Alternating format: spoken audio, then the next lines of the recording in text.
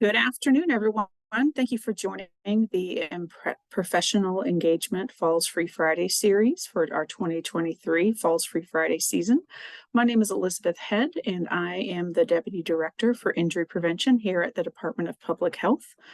I co-facilitate a falls prevention task force with friends from the Injury Prevention Research Center, or IPRICE. That coalition is made up of professionals from across the state. We have wonderful academic institutional members, folks from Shepherd Center, Mercer University, Georgia State University, Cobb County Senior Services. We have other area agencies on aging, departments of public health, representatives from our trauma system. And every year, this group works with professionals from across the country to bring you this Falls Free Friday series. We are particularly excited today to hear from Dr. Feng Yang, who is an associate professor and director of the biomechanics lab in the Department of Kinesiology and Health at Georgia State University. He holds a PhD degree in ergonomics and biomechanics and completed his postdoctoral training in physical therapy. Dr. Yang and his team are interested in fall prevention among older adults and individuals with movement disorders like Alzheimer's disease, multiple sclerosis. Specifically, Dr. Yang and his team are trying to investigate the underlying mechanisms of falls from the neuromechanical perspective. They also work to develop safe yet effective training paradigms like vibration and perturbation training to prevent falls for individuals with elevated falling risk. Dr. Yang has published more than 80 peer-reviewed articles.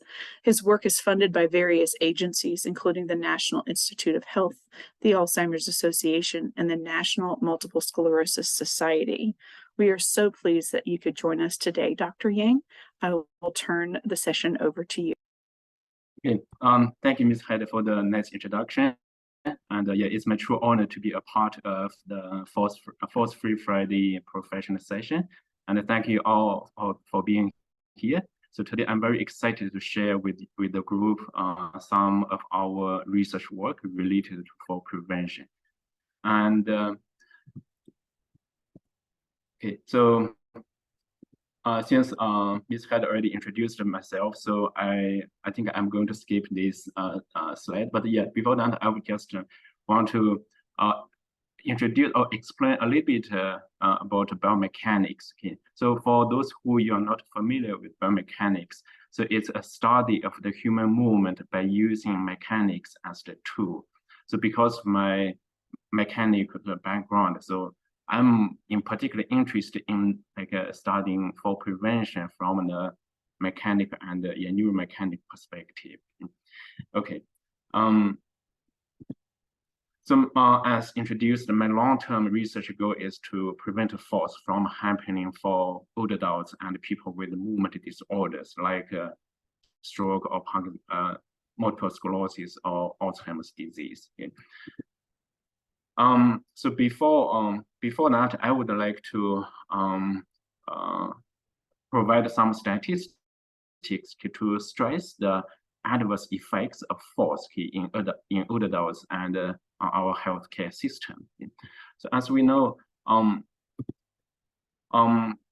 out of 3 or 4 older adults they fall at least once per year. Okay? And this prevalence quickly increases as we age. Okay? As you can see, in the 80s, more than half of the individuals they fall at least once a year. Okay, so consider that our society is like faster aging, right? So then the population of the older adults or older adults quickly increasing, right? So if we translate this prevalence to the absolute number based on the population size, so the falls are pretty it's a public health crisis. Okay, so we need to come up with something to reduce the negative consequence of falls. And the falls are also one leading cause of the injury deaths in the older adults and the most common cause of the non-fatal injuries. Okay. So these figures from CDC, it was reported that about 1.6 million fall-related injuries were reported each year. Okay? So among them, like about 1% of the cases will lead to death. Okay? And another astonishing fact is almost about like 50% of the fall-related injuries were not reported. Okay? So again, that's another piece of evidence to show us that falls are really like a serious problem facing our society. Okay? And also, falls is the leading cause of the traumatic brain injuries. As you can see, more than 1/3 of the traumatic brain injuries were resulting from falls. And also, falls account for up to more than 90% of the hip injuries in older adults. So falls, besides the physical and medical consequence on the older adults, falls can also lead to some psychological impact or mental impact on older adults. Okay? So this figure just shows us how the falls can affect individually mentally. Okay? So after a fall, typically people will develop the fear of falling. Okay? So with the existence of the fear of falling, then the individuals may intentionally limit or restrict their physical activities or their participation in the social activities. Okay? So with the being physically inactive, okay, so they may experience some decondition. For example, they may experience muscle weakness or bone density loss. Okay? So those things can elevate their risk of falls. Okay? So that will increase their experience the recurrent falls. Okay? So this is a full fall cycle. Okay? So we needed to do something to break this fall cycle, okay, as an option to prevent falls. Okay? And also from an economical perspective, falls can exert significant burden on the individuals, families, and the healthcare system. Okay? As you can see, the fall-related direct medical costs steadily increase. For example, like 10 years ago, the medical cost was about $34 billion. Okay? In 7 years, by 2030, it was projected to reach like more than $100 billion. Okay? So with all these adverse effects of falls, okay, we needed to come up with some interventions which can reduce the consequences of consequence of falls. Okay? Yeah, you may wonder, there are already some like the fall prevention interventions out there. Why do you want to reinvent the wheels? Okay? So the reason is, there are some exercise or balance-based training out there. They are effective in preventing falls, okay? But they are also having some limitations. Okay? So for example, the individuals, when they perform the physical activity during the training, they may experience actual falls, okay, due to their already high fall risk. Okay?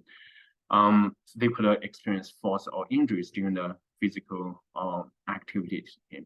Another limitation is, some individuals may not be willing or may not be able to undergo the traditional exercise or balance training. Okay? The reason is they may not have that physical capacity to do the strength training. They may not be able to walk to do or to even stand to do the balance training. For some individuals, they may not be able to sustain or handle the high demand physical activity. Okay? And also due to the cost related to the training program or the location of the training program, they may not be able to get access to those training programs. Okay? So that's why we were thinking, can we come up with some a little bit easier, safer, but still effective options for those individuals? Okay? So that's why we are trying to develop some non-traditional interventions for older adults. So before we can develop the fall preventions, we need to understand why fall happens. Okay? Only if we understand the mechanism, then we can develop the interventions accordingly. That will make our effort more effective and more efficient. Okay? So I always use this balance stick as an analogy of our human body. Okay? I don't know if you have ever played this game to balance a stick on your head. Okay? If you have done that, probably you realize that it's not an easy task. Okay? It takes a lot of effort and lots of practice. Okay? So the reason why it's so difficult to balance a stick is that under the constant action of gravity, right? So this stick, okay, will constantly rotate. Okay?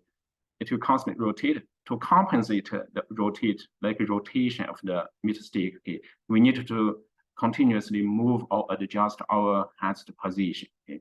So yeah, this is why it's difficult for us to do this task, because yeah, like the meter stick is pretty high. Okay? So then the center of gravity, okay, is high above the head, and to make things worse, so the base of support, okay, which is the contact area between the object and the head, okay, is very small. Okay, you need to balance very tall things over a very small base of support. Okay, and so that's why this task is very difficult. Okay, if we apply this concept to our human body, okay, so our human body is not a single inward pendulum. Okay, our body includes like hundreds of like body segments. Okay? And also our base of support, which is the contact area between our feet and the ground. Okay? So that area is relatively small. Okay? So with all these like the characteristics of the human body here, okay, that makes the balance control of the body a very challenging task.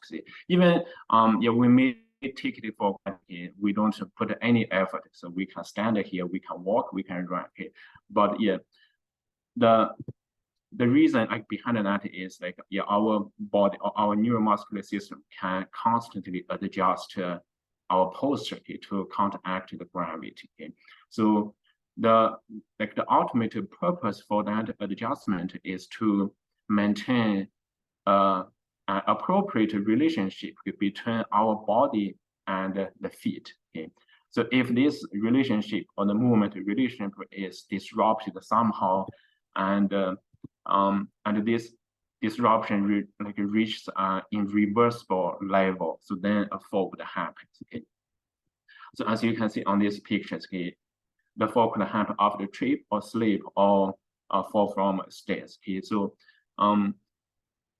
like the ultimate reason or the very bottom reason could be, right, so they could not maintain an appropriate relationship between their body and the feet. Okay, so how can we maintain like a desired like a movement relationship between the body and the feet? Okay, so like one answer to that question is, yeah, we needed to be able to take a good or successful recovery step if there is a disturbance happening to our movement. Okay, so then the question would be the recovery step, okay, after balance loss, okay, will be the last defense line, okay, to prevent a fall. Okay, so then that's how we approach the fall prevention from the like biomechanical perspective. I know probably some other presenters, they have presented from different perspective, from the vision, from muscle weakness, or from medication use. Okay,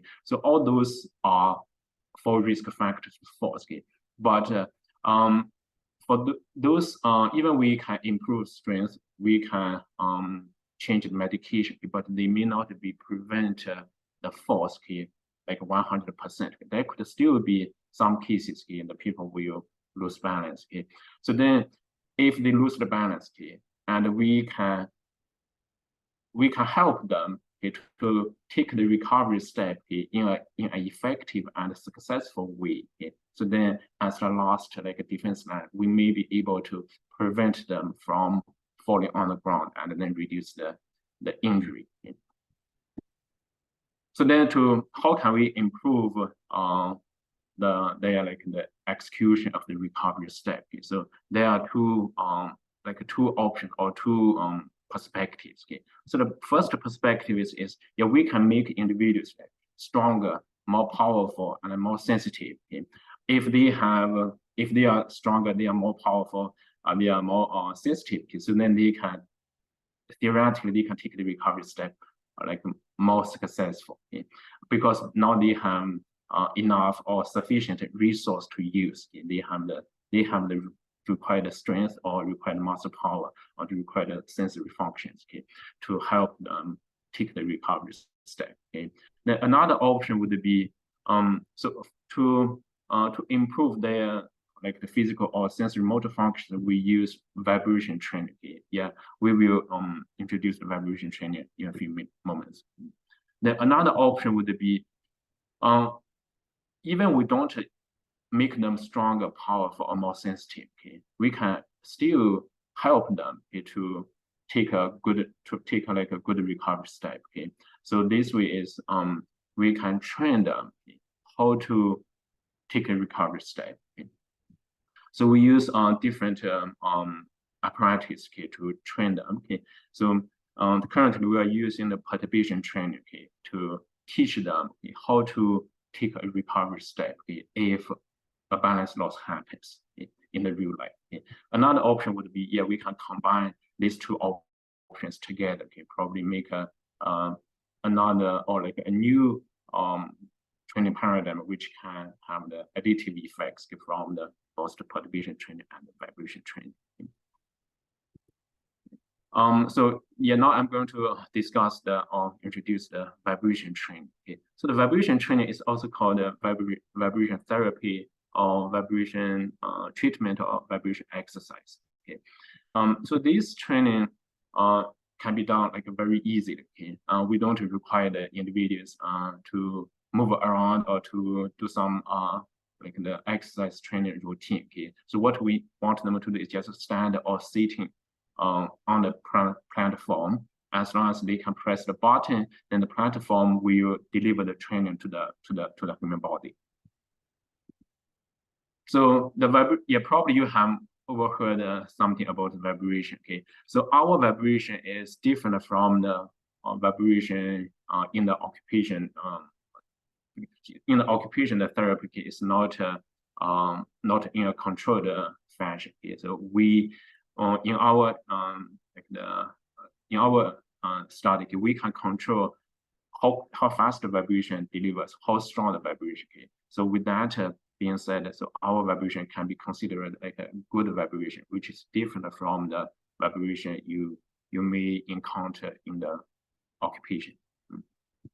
So this chart shows us the movement of the platform. Okay, as you can see, the movement moves at like a very like a clear or very organized pattern, okay, which is different from this jackhammer, okay, in the construction site. Okay, so their movement is very chaotic. Okay, so both the frequency and the magnitude of the movement is very chaotic. So that's the difference between our controlled whole body vibration and the occupation vibration. So there are two main types of vibration platforms. One is called the pivoting or side alternating vibration platform, as shown in this figure. Okay. As you can see during the training, so the left and the right leg, they will move alternatively up and down. Okay. So this training or this vibration will introduce additional movement, which is around the pelvis. Okay. So that will reduce the movement transmitted to the trunk and the spine and the neck region. So we consider this one is safer than the second vibration platform, which is called the vertical or linear or synchronized vibration. As you can see, for this one, the entire body will move like up down at the same pattern, same pattern.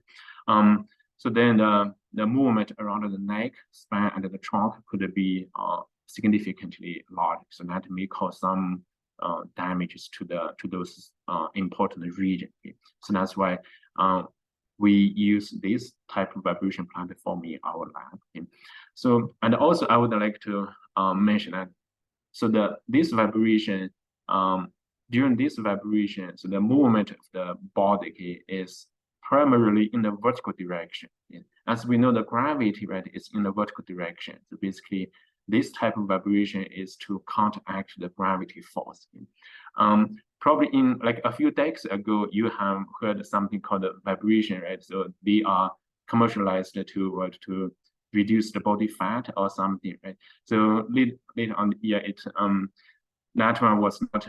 It's different from our vibration. So in that case, okay, so that vibration was in the horizontal plane, not just basically to shaking your body left and right. Okay, unlike this one is to move your body upward and downward, okay, to counteract the gravity. Okay. So yeah, this video shows us like a typical training session for vibration training. Okay.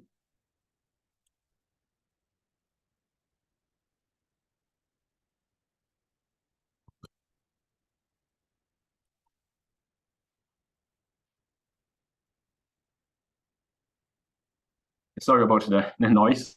So if you take a close look at the calf muscle, you can see the calf muscle was forcibly shortened and stretched at a very fast pace. So for this training, and we use the frequency of 30 hertz. So 30 hertz means the muscle will be forcibly contract 30 cycles per second. Okay, so if we translate that number to over 1 minute, so that will be 1800 cycles of the contraction. Okay? So that's a pretty fast pace. Okay? But in the meantime, we use like small amplitude. Okay? So we only use the 3 millimeter. That's probably is about like 1/8 of an inch. Okay? So because of the tiny movement, that may not deliver like a big movement to the body, so that make the training safe. Okay? But because of the high frequency, then the intensity of the training, okay, delivered to the human body is still intense. Okay? So that as a result of that, like the mechanical stimulation from the vibration platform to the human body, then the body can have many different reactions, okay, to the stimulation. Okay? After long term of the intervention, then the body could experience some improvements in the physical function or in the cognitive functions. Okay? So the mechanism of the vibration training, which is called as like a tonic vibration reflex. Okay? So basically, when the platform moves, okay, so that will either stretch or shorten the muscle. Okay? So then inside the muscle body, there are some sensory unit that can sense the length of the muscle or the tension of the muscle or tendons. Okay? So then that will send some signals to the brain. So then the brain will activate the muscle. Okay? So this is just like when you do like the knee-jerk test in the doctor's office. If the physician apply a tension or force to the tendon, to the knee tendon, then we will see like knee-jerk reaction. So that's like very similar to the reflex during the vibration training. So as I said before, so the vibration training, it like especially after long term of the vibration training, then the human body could experience the improvements in the muscle strength or muscle power, balance, mobility, and the sensation, flexibility, and even cognitive functions. We know all these factors are considered the 4 risk factors. If we can improve them, so then theoretically, then the 4 risk could be reduced. Because that's that's the theoretical basis for us to use vibration training as an intervention to prevent a falls. Dr. Yang, we have a question from the audience. Does the vibration affect all the balance muscles from ankles up through the spinal cord and everything in between, or is it primarily in the legs? Yeah, that's a great question. Okay, so based on the literature, so the vibration training, also this stimulation will be transmitted to all the muscles across the body. Okay? And it depends on like which type of the vibration platform you are using. If you use the pivoting ones, or use the rotating ones. As I said before, so the rotation of the pelvis will reduce the amount of the vibration transmitted to the upper body. So in that case, then the movement of or the contraction of the upper body muscle would be much smaller if you compare it to the vertical vibration. Yeah, thank you for that excellent question. Yeah. Okay. So yeah, next I would like to quickly introduce a study we finished recently, which is to apply the vibration training to reduce falls in older adults. And so the purpose is to examine if an 8-week vibration training plan, like the protocol, can reduce falls or to prevent falls in community living older adults. And so this is a randomized controlled design. And so we recruit like 42 individuals and randomized them into either the training group or control group. So then for the training group, they would undergo like 8 weeks of vibration training. So the training was done on Galileo vibration platform. Okay? So the training is pretty easy. So each training session will last around 10 to 15 minutes. Okay? So for this particular study, the training protocol is like this. So we will have them stand on platform and do the training for 1 minute. Okay? Then after that, they will have 1 minute like a seated rest period. Okay? Then after that, they will do another cycle of the training rest. Okay? We will repeat this one 5 times. Okay? So then like the real training time actually was only 5 minutes on the platform. Okay? Then we did this training 3 times a week for 8 weeks. Okay? And so after the training, so for the control group, okay, they did not receive the training. Okay? Then after the training, the 8 weeks training, so we assessed their fall risks again, and also we put them on a special treadmill. So this treadmill can produce a sleep perturbation. So we want to use this one as a test platform to see if the vibration training can reduce at least the sleep relief fall risk. Okay? Then after the post training test, we had all our participants come back to the lab 3 weeks later. So we want to see if they still have some retention effect from the training. So the primary outcome was the sleep fall rate. Basically, we had each group work on the treadmill, and then at some point we will sleep them, and then we monitor if they fail or they don't. Okay. So now I'm going to show you a video. So this video is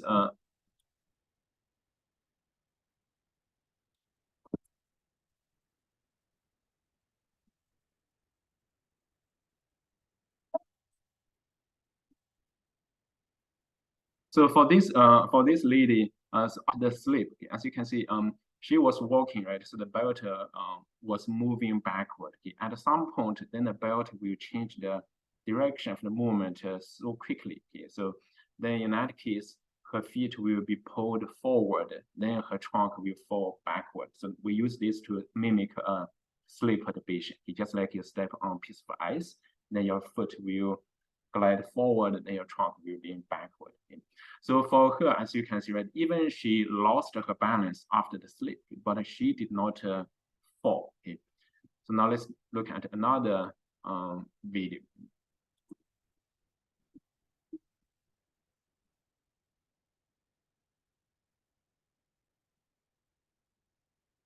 So as you can see, he would have fallen on the ground, okay, if we did not use the harness. So he was a faller. Okay? So then after this treadmill test, then we count how many individuals fell in the training group and how many of them fell in the control group.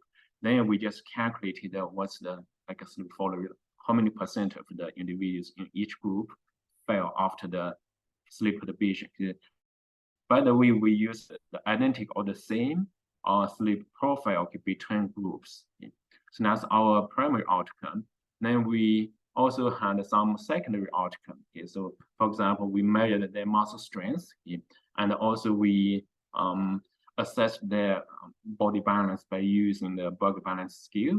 We also measured their sensation. It's basically, we just use the monofilament to touch or to test at how many size they can feel the pressure. Okay?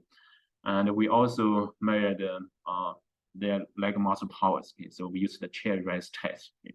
So within 30 seconds, we want to assess how many rests, how many sit to stand they can perform. Okay? So that's a quantification of the muscle, the leg muscle power. And lastly, we also collected their force or prospective force in 12 months after the training. Okay? So because the reason for us to use the treadmill to produce the slip and the force and to collect the prospective force in the real life is that we know sometimes, right, if we just look at the 4 risk factors, that may not give us the real pictures, because 4 risk factors are not the same as force. Okay? Even one intervention can improve the 4 risk factors, it may not translate to the 4 reduction. So that's why we want to test both the real 4 incidents and the 4 risk factors. Okay? So this is the results. Okay? So after the post-training test, okay, after the sleep, okay, for the training group, it's about 40% of the individuals fell, okay, after the sleep perturbation. Okay? But this potential about 85%, okay, for those in the control group, okay, fell after the same sleep perturbation. Okay? Since the only difference between these 2 groups was that one group received the training, but the other group didn't. Okay? So then we can reach the conclusion. So the perturbation training could help older adults to react more effectively to a sleep. Okay? That will reduce their sleep relief the fall risk. Okay? So that's for the post-training test. Then for the retest, okay, still we can see the less individuals in the training group fell, okay, after the sleep than the control group. Even it did not reach a significant level, but the trend is still there. Okay? Yeah, we were suspecting if we have a larger sample size, probably this comparison can also reach a significant level. Then this is our secondary outcome measures. Okay? As I said before, we measured their muscle strength. Okay? So in particular, we measured their knee joint strength, okay, on the dominant side. So we calculated the change, okay, from the baseline test, okay, to the post-training test, and also from the baseline test to the retest. Okay? Then we compared the changes between groups. Okay? As you can see, so from the baseline to the post-training test, okay? So the training group, so the open bar is the training group, then the shaded bar is the control group. Okay? As you can see, the muscle strength, okay, significantly increased, okay, in the training group more than in the control group. Okay? And during the retest, okay, still the trend was there. Okay, even it's not significant. Okay, so the training group still demonstrated a larger increase in the muscle strength than the control group. This is the balance score. Okay, so very similar to the strength. Okay, so the improvement in the balance, okay, at the post-training test, okay, was significant, okay, between the training group and the control group. Okay. At the retest session, significance, the comparison was not significant, but still the training group showed a better balance, okay, than the control group. So for the chair rest test or the leg muscle power, okay, so still the trend is similar. And both the post-training test and the retention test, the training group showed a significant increase in the leg muscle power than the control group. Then the last one is the foot sensation. So as I said before, yeah, we use how many sensory, like how many sites, okay, so the individuals can sense the pressure. Okay, so out of 9 like the testing sites, okay, then the control group, okay, showed like a slightly decrease, okay, in the number of the sensation site, okay, which is significantly smaller or lower than the change in the sensation sets for the training group. Okay. So this tells us the vibration training could also improve their sensation. Okay. We know sensation, right, is also a fall risk factor. If we can improve the sensation, yeah, the fall risk could be reduced. So then we also, as I said before, we also collected their prospective force, right, over the 12 months. Okay. So this part of the figure tells us their fall history, the comparison of their fall histories. Okay. So as you can see, the fall history or the fall prevalence, okay, in the past 12 months, okay, was comparable between groups. Okay. And the same thing for their average number of falls, okay, is also similar between groups. So that tells us, right, so our randomization procedure was valid. Okay. Then we divided the 12 months after the training into three sections. The first section is from the beginning of the training to 5 months. Okay. Then the second duration is from the beginning of the training to 8.5 months. Okay. And then the last one is from the beginning of the training to 12 months. Okay. So for the first period of time, we can see the follow rate or the fall prevalence, okay, was much lower in the training group than the control group. Okay. So this trend was maintained over the entire 12-month period. Okay. So same thing for the number of falls. Okay. For the number of falls, again, the training group can show the less number of falls than the control group. Okay. So yet the comparison, right, of the fall and the number of falls between these two groups can demonstrate us that the vibration training can also reduce the prospective falls in the real life, not only in the lab settings. It can also be generalized to the everyday living condition. Now we also look at the recurrent follow rate. Okay, so the recurrent follow is defined as an individual who experienced at least 2 falls, 2 or above. Okay. So yeah, this dashed line, which is the control group, as you can see, yeah, the change in the recurrent follow rate was not big, okay, for the control group, okay, in comparison to the training group. So the training group showed a significant or substantial reduction in the recurrent follow rate, because that means less individuals in the training group, okay, will fall more than twice, okay, or fell more than once, okay, over 12 months, okay, than those in the control.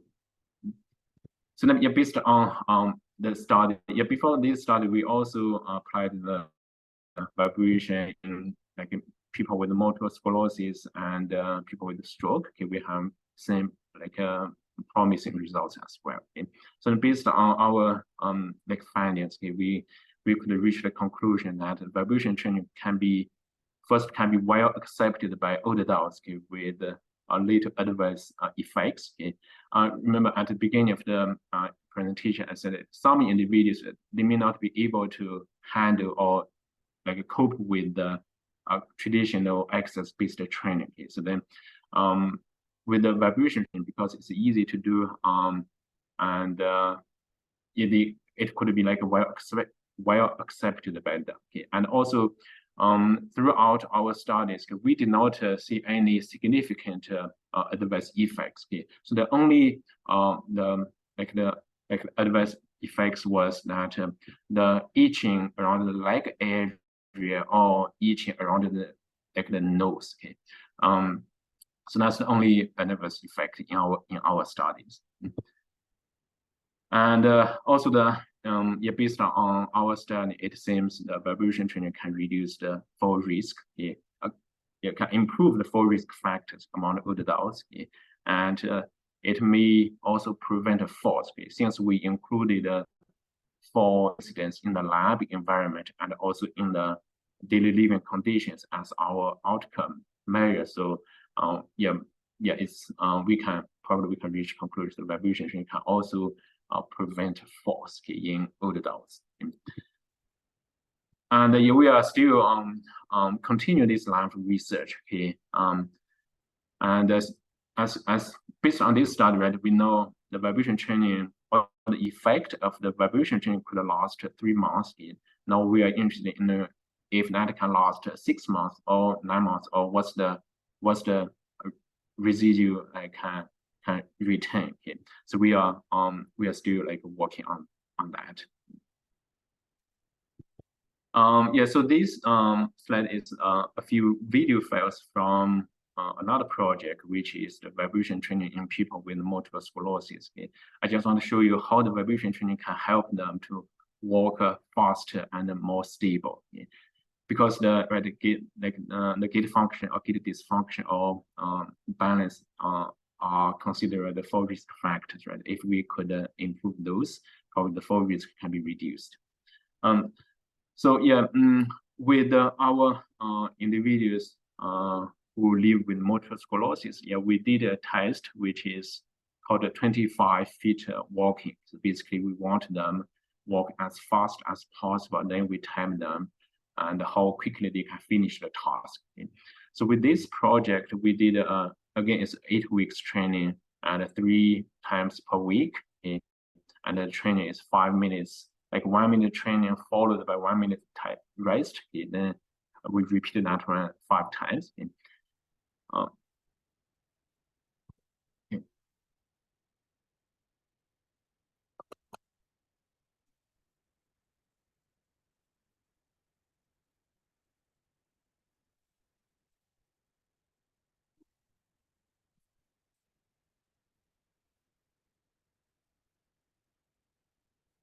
So yeah, this test took her 14 seconds. Okay. So for a healthy adult, yeah, it may take like between 3 or 4 seconds. Okay.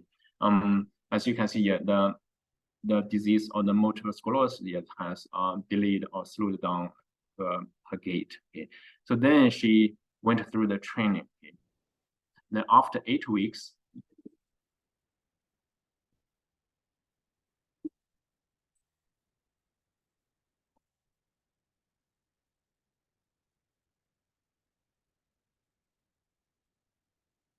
yeah, as you can see, yeah, after the training, she was able to walk faster and more stable. Okay. Her body did not sway side by side, so that indication of a better stability or balance. Okay.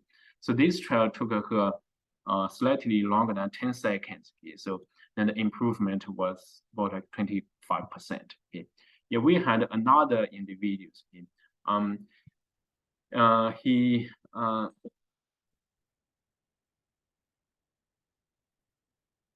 He did the same test. As you can see, he had a significant drop foot. That means he couldn't pick up his toes during the walking. So that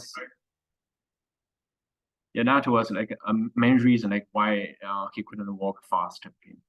So this trial took him 22.6 seconds. Okay. Then after the 8 weeks training, we had him redo the test.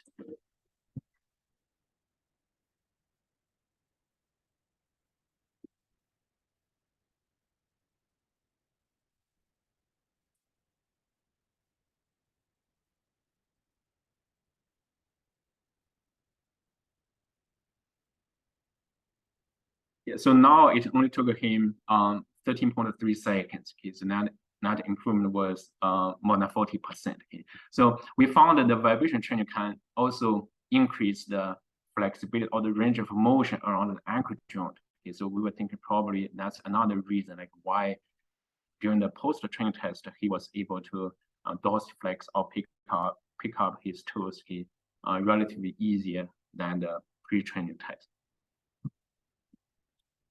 Okay, so now I would like to move to our second fall prevention paradigm, which is called the perturbation training.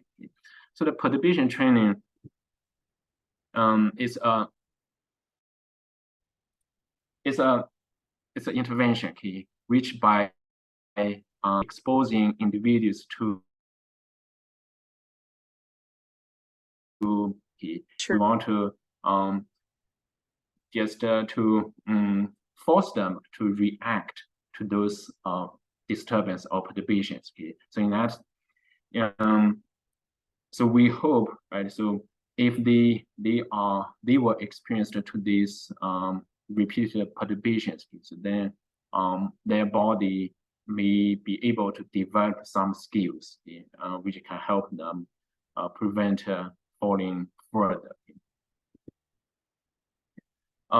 So the perturbation training, like I said, right? So we will expose individuals into like different scenarios which can potentially make them fall. Okay? For example, we expose our participants to either sleep or trip. Right? So sleep and trips are the two major causes of falls. Okay? So if we can train individuals in the same scenario, okay, which is similar to the falls in the real life. Okay, so yeah, that's called a task, like the task specificity. If we can train them in a similar or like very close environment, then yeah, that will improve the training efficacy. Yeah, efficacy.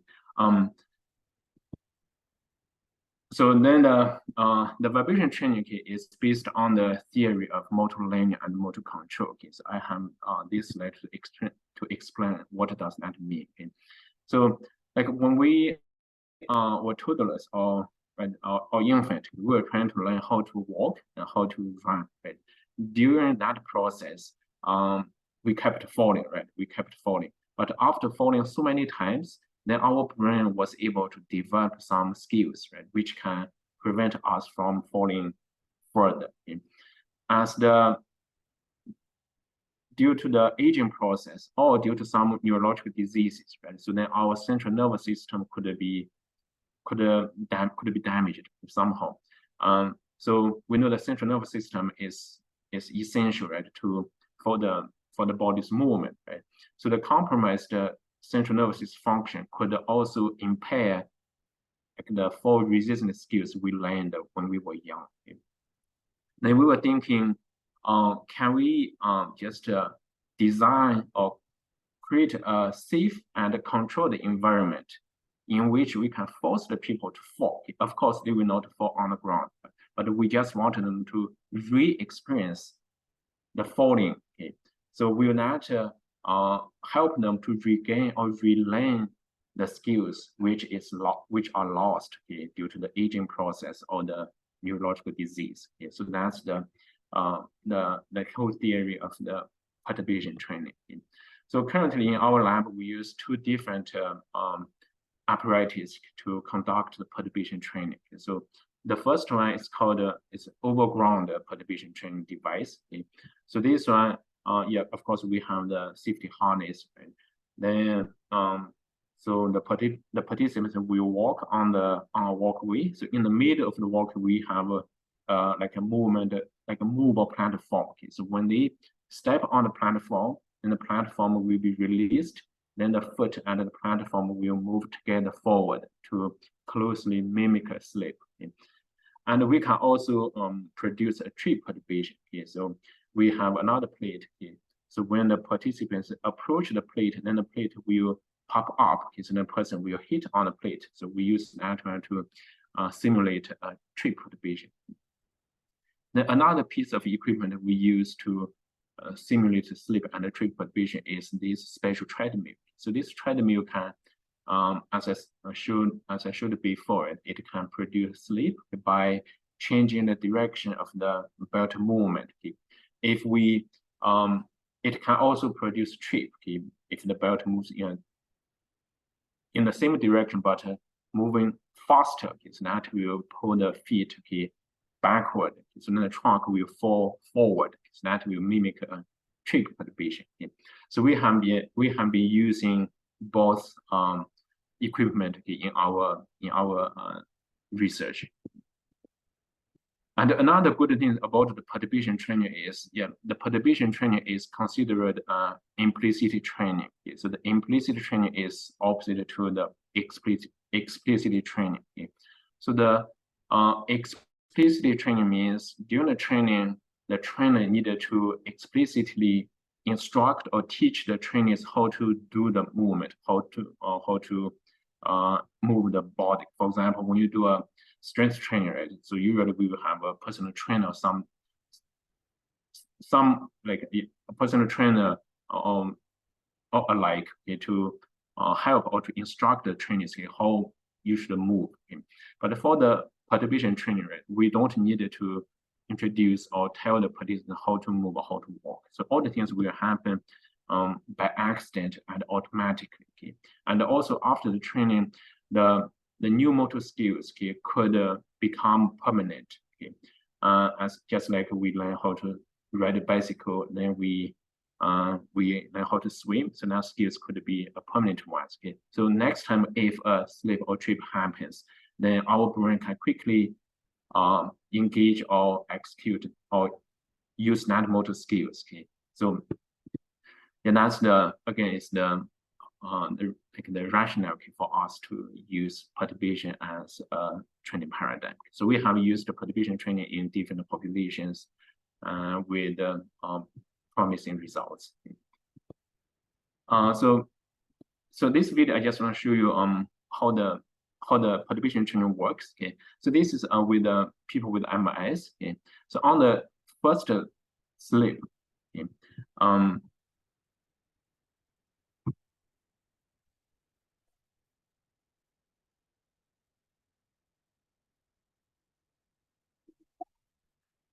so this is a gait slip.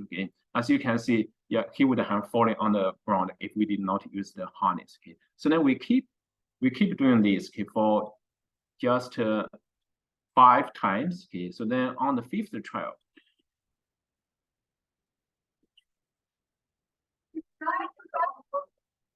as you can see now, he was able to execute the recovery step more effectively. So that helped him, right, to recover his balance quickly and it did not fall at all. So then within a group of people with MS, we have seen a quick drastic reduction in the fall rate. So on the trial number 1, it's more than 90% of individuals fell, but on trial number 5, it's around 30% of them fell. So this it tells us even with people with MS, the perturbation training can help them to relearn the fall resistance skills. And we also test if this motor skills can be learned in a different motor tasks. So this one will be during the standing. So the previous one was during the gait. This one is during the standing. So on trial number 1.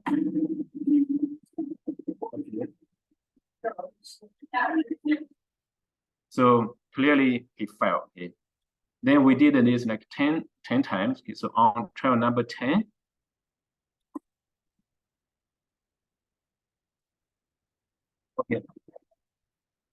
he was able to adjust his body posture, and somehow to make him not fall. So again, this shows us, right? So the people with MS can learn like new skills which can help them to cope with a sleep perturbation if it happens in the real life. So from the trial number 1 to trial number 10, right, we shouldn't expect the improvement in the muscle strength, muscle power, right? But the reason for the improvement in the performance was that, the brain or the central nervous system indeed learned something new which can prevent them or to help them to prevent balance loss or falls. So the conclusion would be the perturbation training.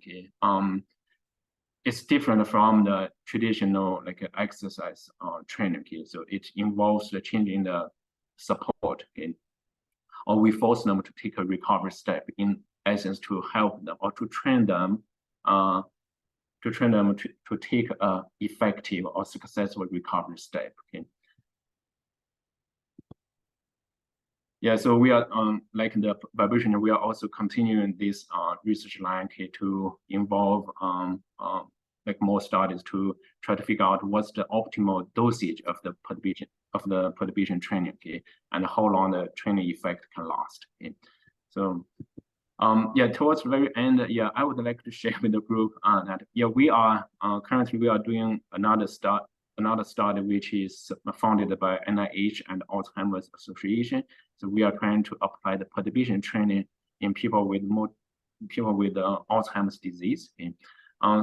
So basically, for people with Alzheimer's disease, right, sometimes even we cannot communicate with them due to the cognitive impairment, right? So that means even you tell them, for example, you instruct them, yeah, I want you to do this or do that, it may not be effective.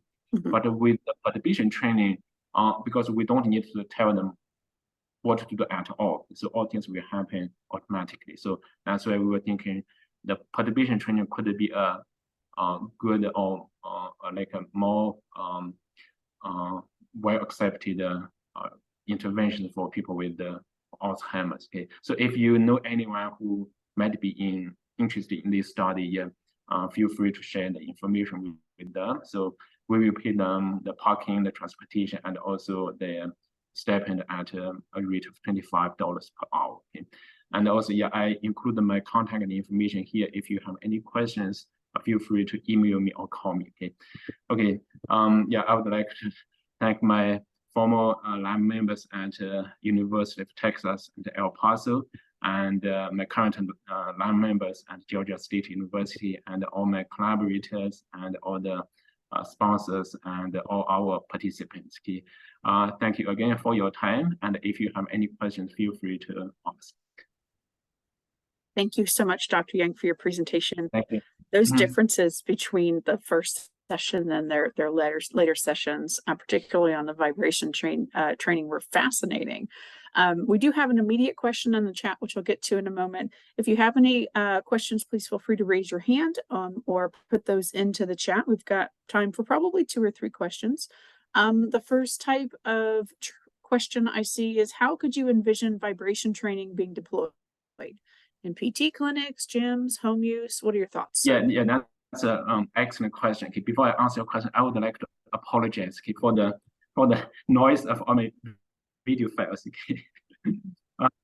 Oh, we really couldn't hear you. You were totally fine. The noise. Okay, yeah. That's a great question. So the vibration training,